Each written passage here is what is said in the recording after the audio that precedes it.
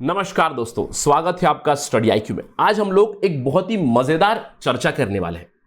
आप हेडिंग यहां पे देख सकते हो, a defence minister with a military background, a risk India needs to take. हम लोग इस आर्टिकल के बारे में बात करने वाले हैं और एक व्यापक चर्चा करेंगे यहां पे कि क्या इंडिया को रक्षा मंत्री जो है वो रक्षा मंत्री आर्म फोर्सेस बैकग्राउंड से होना चाहिए या नहीं। इस चीज के ऊपर हम लोग दो पहलू देखेंगे। ऑल्दो अगर ये आर्टिकल देखेंगे आप, it is written by lieutenant general Prakash Menon, तो he gives army side and he is pro this particular idea कि किस तरह एक मिलिट्री बैकग्राउंड वाला डिफेंस मिनिस्टर अभी फिलहाल इंडिया को हेल्प कर सकता है। तो अगर आप यूपीएससी सिविल सर्विसेज एग्जामिनेशन की तैयारी कर रहे हैं तो this becomes a very very important topic for you. एक सिंपल सा सवाल आ सकता है मेंस में कि critically analyse the need for a uniformed defence minister in India, right. तो आपको दोनों पहलू बताने, तो I will discuss both the perspectives here in this particular video और समझेंगे कि क्या हमें अभी फिलहाल एक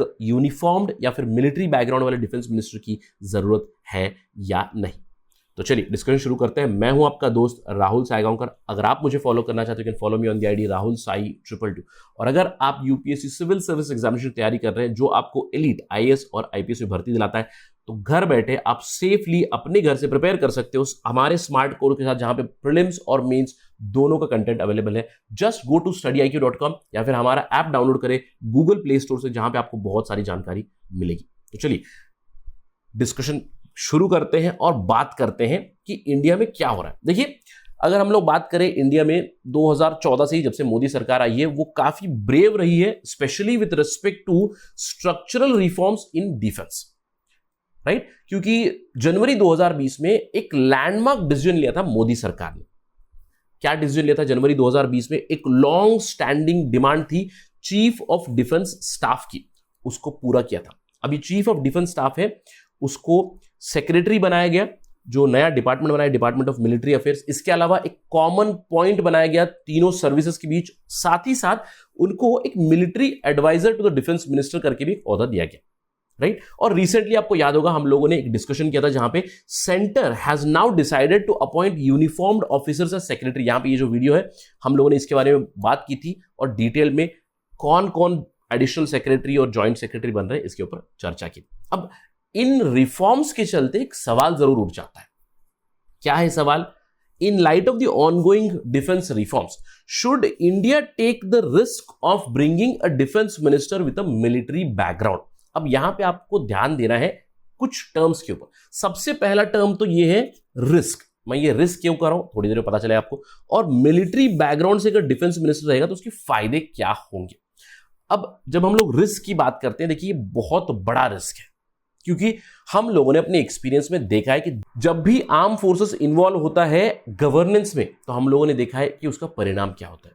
मिलिटराइजेशन ऑफ डेमोक्रेसी होती है। और हमारे सामने इतने सारे उदाहरण हैं, हमारे अगल बगल वाले देश ही हैं, जो भी हमारे नेबर्स हैं, आपने देखा है वहां पे कितने सारे उदाहरण, जैसे पाकिस्तान में मिलिट्री रूल, बांग्लादेश में मिलिट्री रूल, हम लोग बात कर सकते हैं म्यांमार में मिलिट्री रूल, श्रीलंका में इन्वॉल्वमेंट ऑफ मिलिट्री बहुत ज्यादा। तो बहुत सारे उदाहरण है यहाँ पे कि किस तरह मिलिटराइजेशन ऑफ डेमोक्रेसी हो जाता है, क्योंकि नेसेंट डेमोक्रेसी थी इंडिया। और यहाँ पे अगर हम लोग सेपरेट नहीं रखेंगे आर्म फोर्सेस को और सेपरेट नहीं रखेंगे सिविलियन गवर्नमेंट को, तो उसका एक परिणाम जरूर हो सकता है। तो हमेशा एक मेजर डेंजर लगा हुआ रहता है कि मिलिट्री और जो पावरफुल प्राइम मिनिस्टर्स ऑफिस है इंडिया में, अगर वो कोलूड कर जाए, यानी कि अगर उनकी मिली भगत हो जाए, तो वो डोमेस्टिक पॉलिटिक्स के लिए एक बहुत ही एडवर्स इंपैक्ट डाल सकता है। कुछ हद तक हम लोग एक उदाहरण जरूर दे सकते हैं। अगर हम लोग बात करें, देखिए इंदिरा गांधी के समय की बात करें तो despite so much of adversity, Indira Gandhi imposed emergency etcetera, तब भी आर्मी ने रिवोल्ट नहीं किया था। ऑल्दो जेपी नारायण का जो संपूर्ण क्रांति का कॉल था, उसमें उन्होंने पुलिस को, आर्म फोर्सेस को अनुरोध जरूर किया था कि they have to react here, but नहीं हुआ था। दिट शोस कि इंडिया में कितनी स्ट्रांगली सिविलियन गवर्नमेंट और आर्मी के बीच सेपरेशन पड़ा हुआ। लेकिन अगर हम लोग बात करें इन जनरल, एक बहुत बड़ा रिस्क तो होता ही है, क्योंकि जब भी आर्म फोर्सेस की बात करें, जब भी डिफेंस फोर्सेस की बात करें, तो उन्हें एक कार्डिनल प्रिंसिपल फॉलो करना है। क्या कार्डिनल प्रिंसिपल है? पहले तो वो सेक्युलर रहने चाहिए, और दूसरा उन्हें पॉलिटिकल बैटल से पढ़ना ही नहीं चाहिए, यानी कि उनको पॉलिटिक्स से बहुत दूर रहना चाहिए। और हम लोगों ने बहुत बार देखा है ये चीज कि जब भी कोई मिलिट्री का जनरल हो, कर्नल हो, ब्रिगेडियर हो, कोई अगर पॉलिटिकल कमेंट दे तो उसके ऊपर काफी ज्यादा आलोचना जरूर होती है पहले से। अगर हम लोग जवाहरलाल नेहरू के टाइम से ही बात करें, राइट, जनरल तिम्मैया, जनरल करियप्पा, अभी भी रिसेंट टाइम से हम लोगों ने देखा है कि बहुत सारे जो न्यू मिलिट्री पर्सोनल है जो धीरे धीरे गवर्नमेंट में इन्वॉल्व हो रहे हैं, उसके ऊपर भी कि कूलिंग ऑफ पीरियड होना चाहिए, कुछ इस तरह की चर्चा हम लोगों ने की है पहले भी, राइट।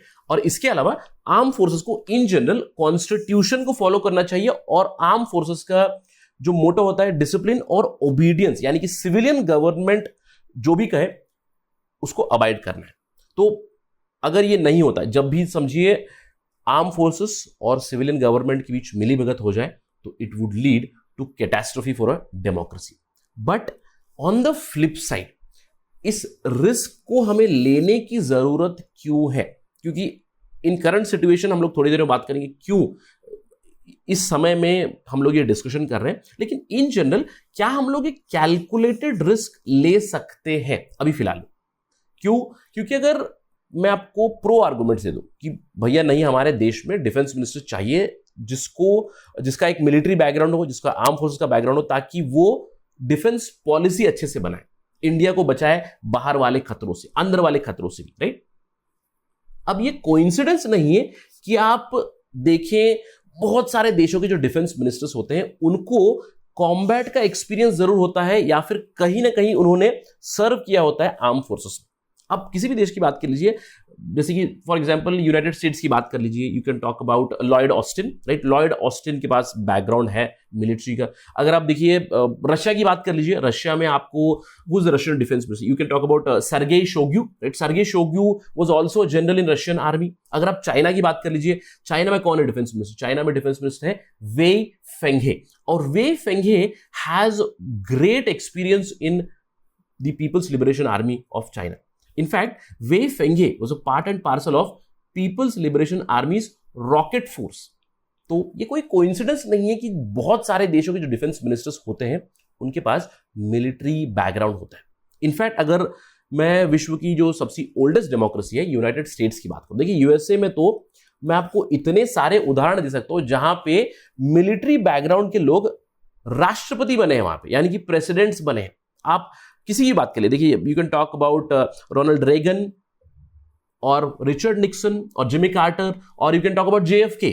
सभी के पास कहीं ना कहीं मिलिट्री का बैकग्राउंड था। इनफैक्ट अगर हम लोग सेकेंड वर्ल्ड वॉर के दौरान बात करें, Harry Truman was there. Harry Truman एक कर्नल थे, और हैरी ट्रूमन के बाद जो आए Eisenhower himself was a general, right. तो वहां पे प्रेसिडेंट्स भी बन चुके हैं जिनके पास मिलिट्री बैकग्राउंड है।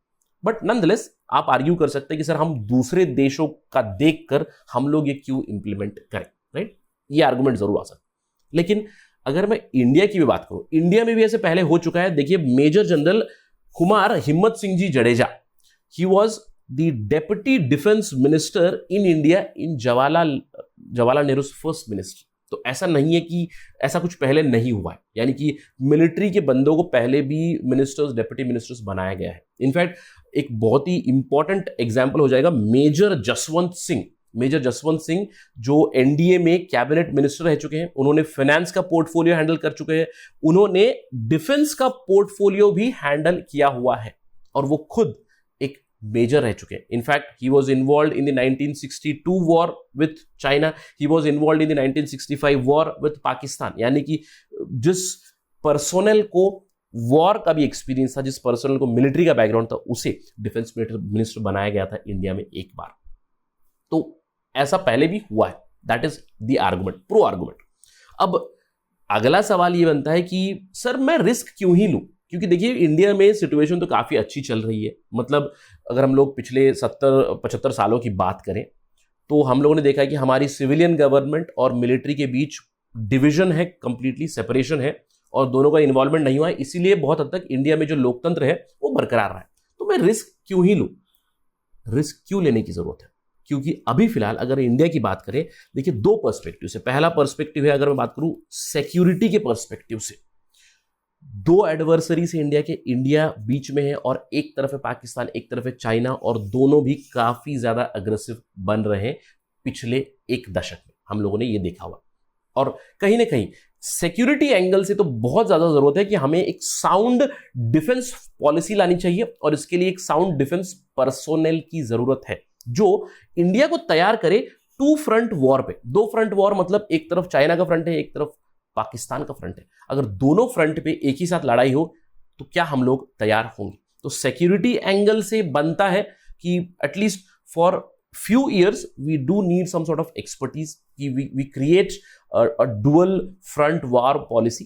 अब इसके अलावा हम लोग करंट सिचुएशन बात करें, पिछले 1-1.5 सालों से जो चल रहा है, कोरोना वायरस ने देश को प्रताड़ित कर रखा है और हम लोगों ने देखा है कोरोना वायरस की वजह से entire India has gone into red. We are right now in the second wave of कोविड-19 पैंडेमिक। और अगर मैं दूसरे पर्सपेक्टिव की बात करूं यानी कि हेल्थ पर्सपेक्टिव से, it becomes very very important that some sort of role should be played by defense also, right? क्योंकि हम लोगों ने हाल ही में बात की थी, should army be used to impose lockdown in India to control the number of these corona cases?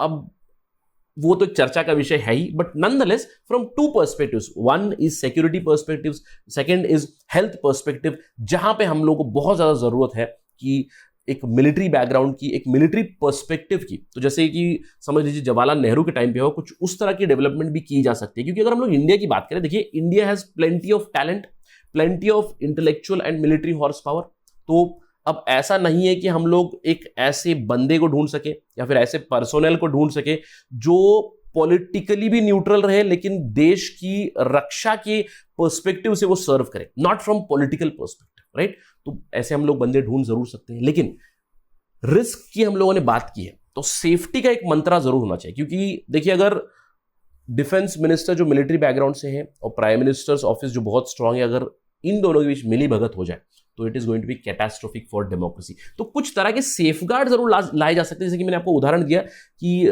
Jawaharlal Nehru के tenure में क्या हुआ था, probably we can create a deputy defence minister's position here and arm personnel को यहां पे ला सकते हैं ताकि उनका एक पर्सपेक्टिव आ जाए, या फिर एक सेफ्टी मंत्रा के तौर पे, जैसे कि मैंने बताया कि क्रिटिकल टाइम है अभी, क्योंकि सिक्योरिटी और हेल्थ पर्सपेक्टिव से अगर हम लोग देखें, सिक्योरिटी बहुत जरूरी है, दो फ्रंट पे खतरा है इंडिया को, हेल्थ कोविड-19 पैंडेमिक से। So probably for a short term, may be just for 5 years एक ऐसी पॉलिसी ले आए जहां पे हम लोग डिफेंस से, जो डिफेंस मिनिस्टर हो, कुछ इस तरह के रूल्स लिया, या फिर some other kind of safety measures. आप मुझे बताइए किस तरह के सेफ्टी मेजर्स ला सकते हैं हम लोग, सुझाव दीजिए मुझे कि किस तरह हम लोग पीएमओ को और डिफेंस मिनिस्ट्री को सेपरेट रख सकते हैं, या फिर डिसीजन कलेक्टिवली होना चाहिए, कैबिनेट का डिसीजन होना चाहिए, कुछ इस तरह के सेफ्टी मेजर्स जरूर ला सकते हैं। क्योंकि अगर हम लोग देखें कि अगर सेफ्टी मेजर्स प्लेस में लाए तो जो डेंजर होता है मिलिटराइजेशन ऑफ डेमोक्रेसी, उसको हम लोग रिड्यूस कर सकते हैं। और अभी फिलहाल perhaps the time is right कि सिक्योरिटी एंगल से, हेल्थ एंगल से एक अगर डिफेंस का पर्सपेक्टिव आ जाए हमारी पॉलिसी में, that might help us to scrape through this particular testing phase from health perspective also and from security perspective also. Do let me know your thoughts about this. Again it is just a discussion. मैंने आपको बताया कि अगर आप civil service examination की तैयारी कर रहे हैं तो ये एक क्लासिक केस स्टडी आपके लिए, दोनों पहलू की। एक तरफ बहुत खतरा है अगर हम लोग देखिए मिलिट्री या आर्म फोर्सेस को इन्वॉल्व करें गवर्नेंस में, क्योंकि सेपरेशन बहुत जरूरी है। अब दूसरी तरफ ये है कि सिचुएशन ही ऐसी आ गई है क्रिटिकल कि हम लोग इन्वॉल्व करें, सिक्योरिटी पर्सपेक्टिव से बहुत जरूरी हो गया है, क्योंकि एक तरफ है पाकिस्तान, एक तरफ है चाइना। तो टू फ्रंट पॉलिसी के लिए हम लोग ला सकते हैं, या फिर हेल्थ के जो कंट्रोल करना है कोविड केसेस, उसके लिए हम लोग मिलिट्री की कैसे मदद ले सकते हैं। इन सब चीजों को एक्सप्लोर किया जरूर जा सकता है। That is it right now from my side on this part of discussion. Thank you for watching. जय हिंद।